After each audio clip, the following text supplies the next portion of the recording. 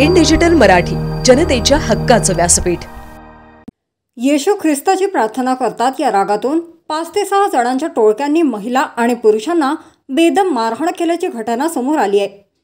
अंबरनाथच्या गायकवाड पाडा परिसरातील मधुबन क्लासेसच्या गाळ्यात दर रविवारी पूजा नवगिरे, त्यांचे पती आणि आजूबाजूंच्या काही स्त्रिया पुरुष एकत्र येऊन येशू ख्रिस्ताची प्रार्थना करतात। सायंकाळी ही प्रार्थना सुरू असताना अचानक 5 ते 6 जणांचे टोळके या गाळ्यामध्ये घुसले आणि त्यांनी कोणाची प्रार्थना करत आहात अशी विचारणा केली। यावेळी येशूंची प्रार्थना करत असल्याचे सांगितल्यावर या टोळक्यांनी लाकडी दांडक्यांनी आणि लाथाबुक्क्यांनी महिला पुरुषांना बेदम मारहाण केली। यात काही जण गंभीर जखमी झाले आहेत। या प्रकरणी अंबरनाथ शिवाजीनगर पोलीस ठाण्यात 5 ते 6 जणांच्या विरोधात गुन्हा दाखल करण्यात आला असून पोलीस पुढील तपास करत आहेत। दरम्यान अवघ्या 7 ते 8 दिवसांवर नाताळ सण येऊन ठेपलाय। याच दरम्यान अशा प्रकारे काही लोकांकडून वातावरण दूषित करण्याचा प्रयत्न केला जातोय। त्यामुळे कोणीही अशा प्रकारे धार्मिक तेढ निर्माण होईल असं कृत्य करू नये, अशा प्रकारचे आवाहन पोलिसांनी केले आहे।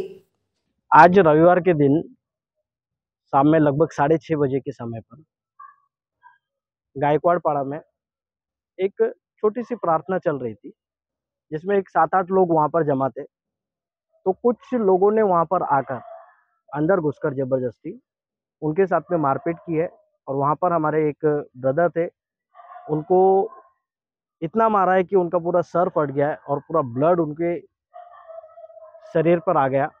इस प्रकार से आज वहाँ पर अंदर घुसकर तोड़फोड़ की है और मारपीट की गई है।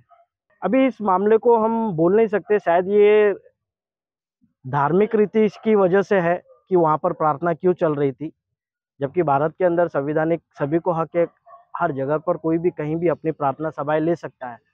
लेकिन कई ऐसे समाज कंटक लोग हैं जिनको ये सारी चीज़ों से जलन होती है और वो बार बार क्रिश्चियन समाज के ऊपर कहीं ना कहीं अटैक करते रहते हैं। उसी प्रकार से आज भी हुआ है, जिसकी जानकारी वहाँ के जो प्रीस्ट हैं उन्होंने मुझे फ़ोन पर दी। उसके बाद में मैंने माननीय डीसीपी साहब के साथ में मैसेज पर वार्ता की और उन्होंने ताबड़तोड़ संबंधित जो पुलिस स्टेशन है उसके अंदर उन्होंने कार्रवाई करने के लिए लगाया और अभी एफआईआर लॉन्चिंग का काम शुरू है। अभी कुछ मालूम नहीं पड़ पाया है, लेकिन वहाँ के सीसीटीवी और पुलिस ये सब खंगालेगी तो ज़रूर उसके अंदर समझ में आ जाएगा कि वो कौन लोग थे, क्योंकि मारा बहुत बुरी तरह से गया है। और किसी भी धार्मिक व्यक्ति के ऊपर, कोई भी धर्म का व्यक्ति हो, उसके ऊपर इस प्रकार से अत्याचार करना ये मुनासिब नहीं है। मेरा पुलिस डिपार्टमेंट से भी यही निवेदन रहेगा कि इनके ऊपर कड़क से कड़क कार्रवाई की जाए।